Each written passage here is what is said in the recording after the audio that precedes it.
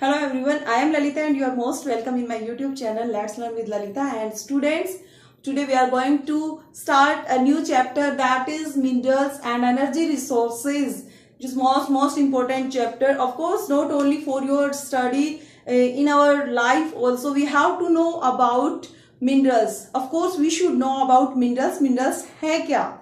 Okay and किस तरह से हमारी लाइफ में यूजेबल है. Actually these are indispensable part of our life. Indispensable part minerals को क्यों कहा गया है? First of all I want to tell you about this. Exam में भी एक बार 1 मार्क में क्वेश्चन आया था कि इनडिस्पेंसेबल पार्ट क्यों है मिनरल्स हमारी लाइफ में.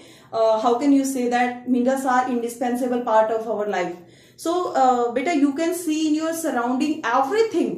चाहे आप एग्जाम्पल ले ले, एक नीडल का एग्जाम्पल ले ले, कार का एग्जाम्पल ले ले, बसेस का एग्जाम्पल ले ले, रोड्स का एग्जाम्पल ले ले, रेलवेज का एग्जाम्पल ले ले, ट्रैक्स का एग्जाम्पल ले ले, या फिर आप एक शिप का एग्जाम्पल ले ले. Everything is made up of minerals. और मिनरल्स को हम अपनी इकोनॉमी की एक बैकबोन भी कहते हैं. और किस तरह से मिनरल्स हमारे लिए यूजेबल है, इनका क्लासिफिकेशन किस तरह से किया जाता है, एंड ऑफ कोर्स इनका अकरेंसेस किस तरह से होता है. सो इस वीडियो में हम यही डिस्कस करने वाले हैं. So keep watching. Okay, so first of all मैं आपको बताना चाह रही थी कि इंडिस्पेंसेबल पार्ट क्यों है. क्योंकि हम अपने लाइफ में एवरी टाइम, और यू कैन से हमारी लाइफ तभी पॉसिबल है जब हम मिनरल्स का यूज कर रहे हैं.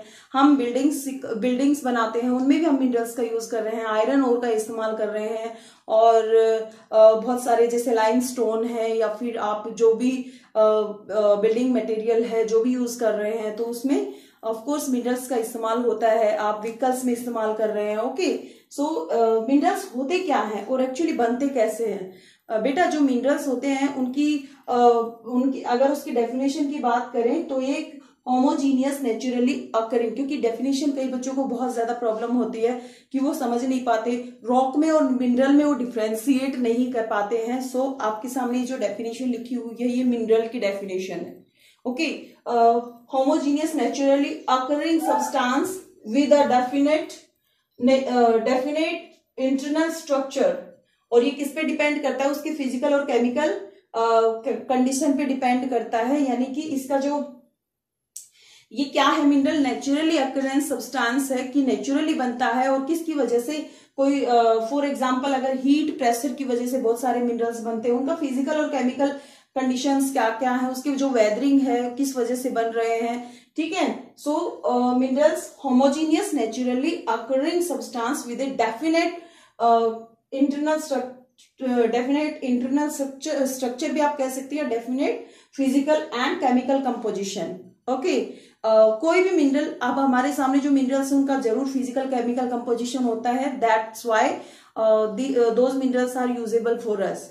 अगर जो चीज देखो, इकोनॉमिक भी हमारे लिए वो क्या होनी चाहिए, यूजेबल होनी चाहिए. ऐसा नहीं होना चाहिए कि फॉर एग्जाम्पल उनको एक्सट्रावेट करने में हमारे 1 लाख रुपीज स्पेंड हो गए, जबकि हमारे लिए वो यूजेबल है, या उससे हम जो अर्न कर पाए, या हमारी इकोनॉमी में उसका कंट्रीब्यूशन ओनली 50,000 का है. सो इस तरह से भी नहीं होना चाहिए. उसका फिजिकल केमिकल कंपोजिशन यूजेबल है और वो इकोनॉमिक भी वो हमारे लिए बेनिफिशियल है. That's why we can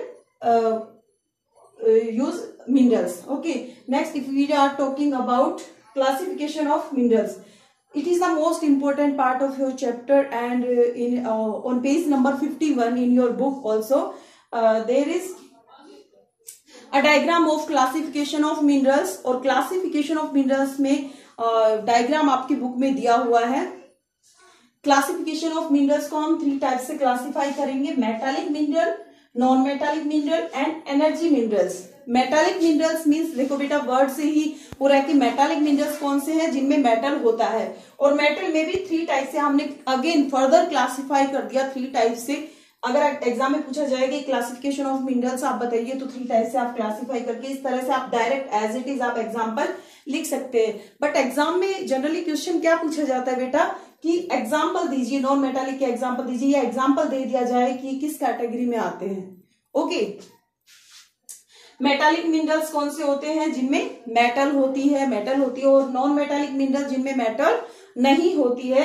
and energy minerals जो एनर्जी प्रोड्यूस जिनसे की जाती है या एज फ्यूल जिनको इस्तेमाल किया जाता है, राइट। सो मेटालिक मिनरल्स में सबसे पहले in metallic minerals, if we further classify metallic minerals, there are ferrous mineral. Of course you know about ferrous. Ferrous is iron content. Means ferrous mineral कौन से mineral होंगे जिनमें iron content होगा. Means ferrous mineral वो है जो iron जिनमें iron content होता है.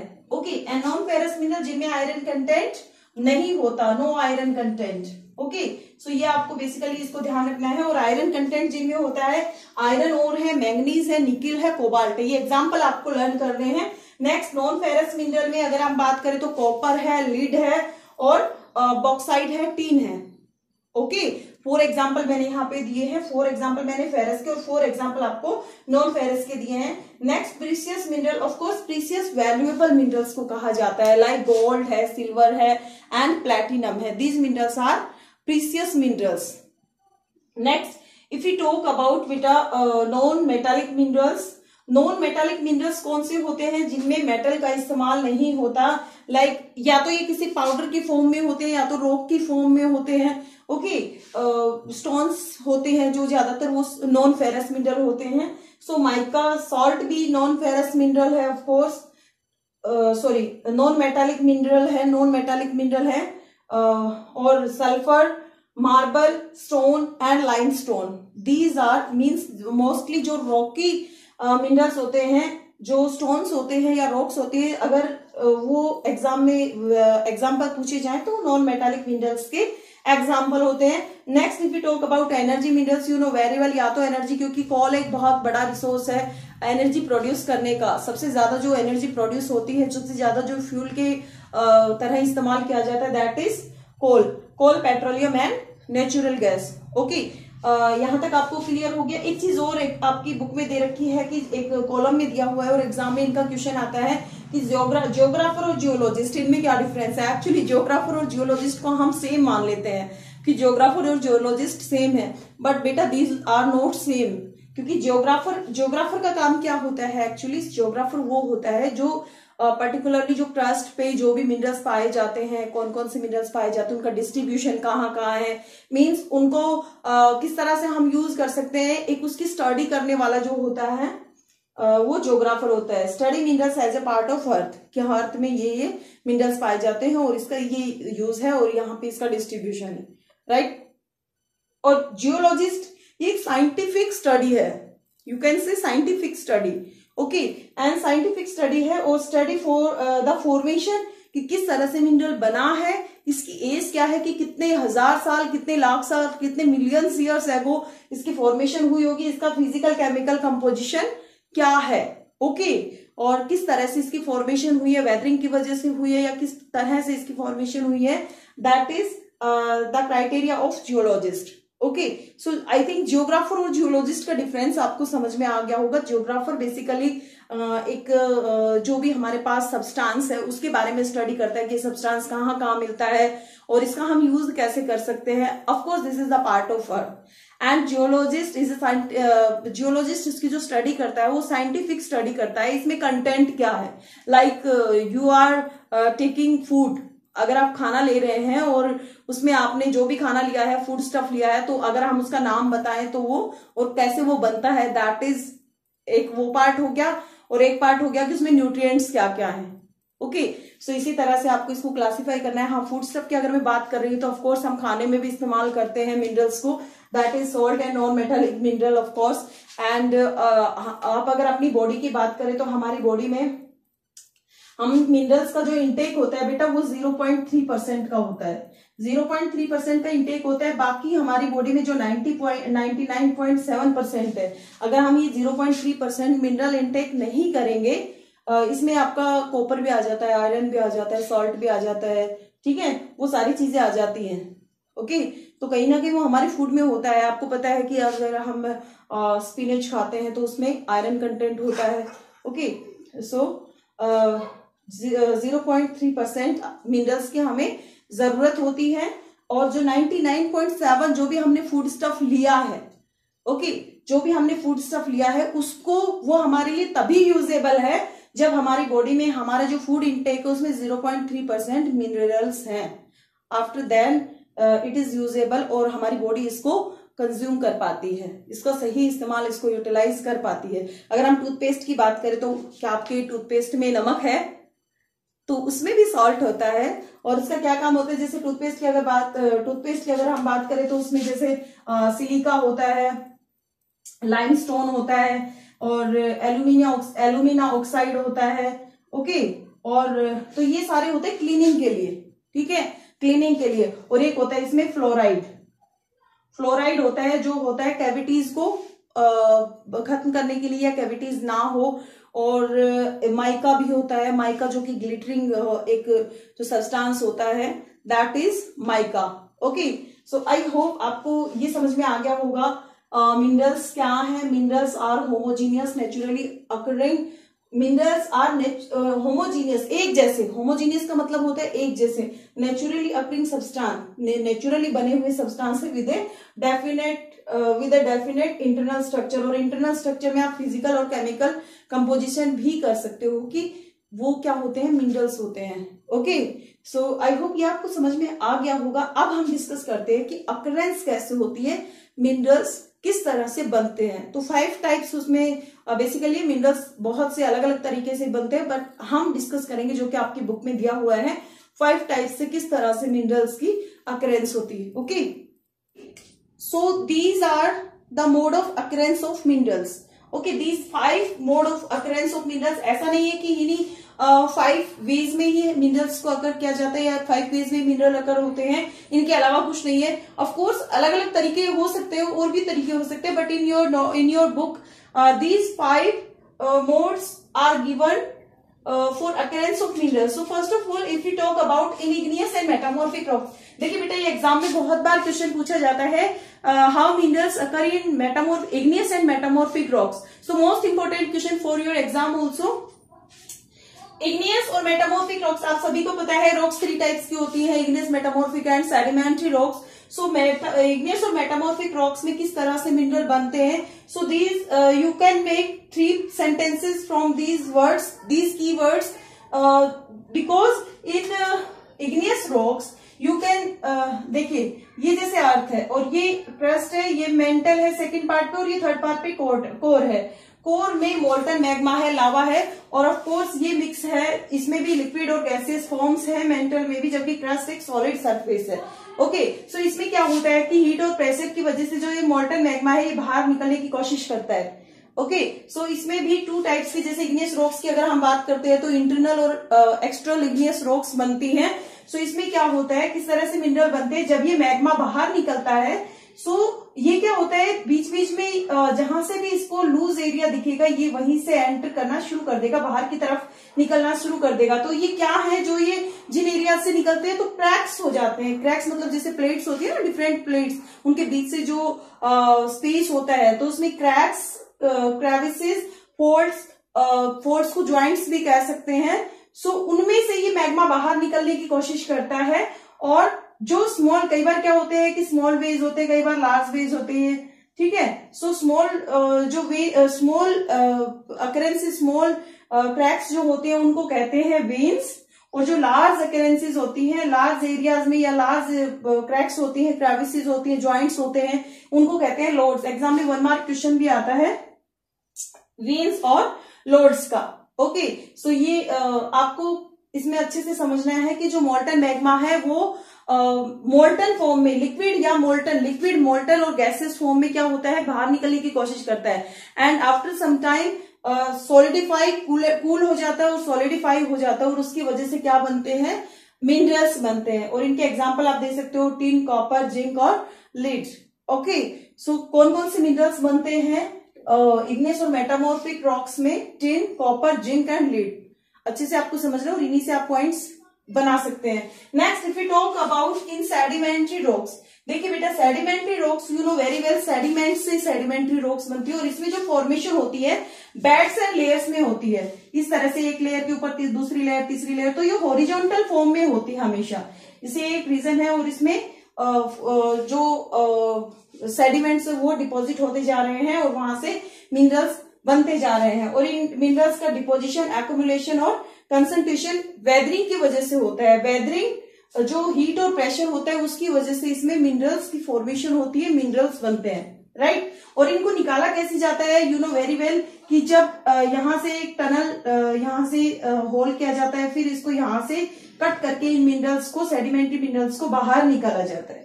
Okay, you can take example of coal. Coal के लिए आपने माइंस के बारे में सुना होगा, तो कोल भी किसकी फॉर्मेशन है, डिपोजिशन की, सेडिमेंट्री रॉक्स में जो मिनरल्स की फॉर्मेशन है उसके। और जिप्सम और सोल्ट, सोल्ट भी इसमें कौन सा, पोटास और सोडियम सोल्ट, पोटास और सोडियम सोल्ट, कोल और gypsum, these are the example of sedimentary rocks. Occurrence जो होती है मिनरल्स की सेडिमेंट्री रॉक्स में, these are the example of this point. And next, if we talk about decomposition of surface rock, decomposition of surface rock, it means you can take example of plateau, Amarkantak plateau, you know very well, Amarkantak plateau क्या कहाँ पे है, छत्तीसगढ़ और जो मध्य प्रदेश है उसका जो border है, ओके, वो एरिया है अमरकंटक प्लेट्यू का। और वहां पे जो फॉर्मेशन होती है, किस तरह से फॉर्मेशन होती है, वी ट्राई टू अंडरस्टैंड। यहाँ residual mass of weathered material, residual mass of weathered material, इसको आप इस तरह से समझ सकते हो। For example, this is part of plateau region, okay. और यहाँ पे आपको सबको पता है प्लेट्यू रीजन में मिनरल्स होते हैं, बहुत ज्यादा होते हैं, यहाँ पे मिनरल्स हैं। अब बारिश आई या रिवर्स की फ्लो की वजह से या किसी भी वजह से, वेदर की वजह से, जो अपर लेयर ऑफ सोइल है that flows, upper layer of soil है लूज है, वो क्या हो जाती है, वहां से फ्लो कर जाती है, वहां से निकल जाती है। जबकि जो मिनरल्स होते हैं, मिनरल्स वहीं पे रहते हैं, okay. And these minerals are result of residuary mass of weather, okay, यानी कि वेदर की वजह से जो, वेदर की वजह से जो फ्लो हुआ उसके बाद जो बच गए वहां पे, these are. And bauxite is the example of this point, decomposition of surface rock. Next, if we talk about alluvial deposit, you know very well alluvial deposit क्या है, rivers flow from upper to lower area, यानी कि अगर for example आप इसको इस तरह से समझ सकते हैं, ये हिली एरिया है, ओके, यहाँ पे रिवर फ्लो कर रही है क्योंकि रिवर चाहे वो ग्लेशियर्स मेल्ट हो रही है या किसी भी वजह से, या रेन बहुत ज्यादा है, तो रिवर्स बहुत ज्यादा फ्लो में है, यानी कि यहाँ पे जो रिवर है उफान में है, यू कैन से। यहाँ पे वैली हो गई और यहाँ पे फिर से अपर एरिया हो गया, तो यहाँ पे जो रिवर ने डिपोजिशन किया, वैली में जो डिपोजिशन किया, उसकी वजह से उसको कहते हैं प्लेसर डिपोजिट। प्लेसर डिपोजिट यानी कि आपने अपनी ज्योग्राफी में लास्ट ईयर भी आपने पढ़ा होगा, जो नॉर्दर्न प्लेन्स है वो जो रिवर्स के डिपोजिशन की वजह से उनकी फॉर्मेशन होती है। तो यहाँ पे हम इस वैली की बात करेंगे, यहाँ पे जो रिवर डिपोजिशन करती है और यहाँ पे जो मिनरल्स रह जाते हैं, these are precious minerals. And example of this point, alluvial deposit, gold, silver, tin and platinum, okay. आपने मोहनजोदारो मूवी में भी देखा होगा कि जो रिवर की डिपोजिशन को में से गोल्ड निकालते हैं, तो वो एक और की फॉर्म में होता है, ऐसा नहीं कि डायरेक्ट वो प्योर फॉर्म में निकलता है, वो और की फॉर्म में होता है, मींस उसमें बहुत सारी इम्प्योरिटीज भी होती हैं, okay. Next and last point of mode of occurrence of minerals in ocean water, you know very well ocean water, salt is most important example of ocean water, and magnesium and bromine, these are the minerals which are found in ocean water. And of course we can't excavate properly, or these are not most significantly for our economy. So हम क्या करते हैं कि जितना हम निकाल सकते हैं उतना हम निकालते हैं, तो मिनरल्स का ओशन वाटर भी एक अच्छा सोर्स है। तो ये 5 points we have discussed in this part, mode of occurrences. First is in igneous and metamorphic rocks. Exam में अलग अलग क्वेश्चन भी आ जाते हैं, this is most important question for your exam.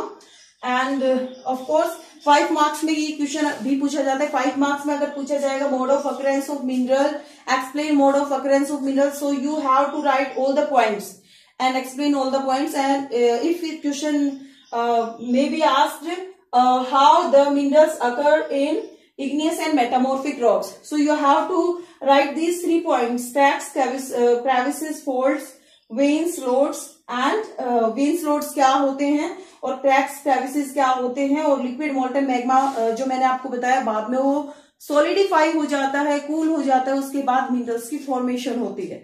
Okay, और एग्जाम्पल मैंने सभी के दे दिए हैं, एग्जाम में एग्जाम्पल भी 1 मार्क में पूछे जा सकते हैं। So you have to understand very well and of course I tried my best. So in next video we will discuss about next topic of this chapter. Okay, till then, thank you. Have a good day ahead.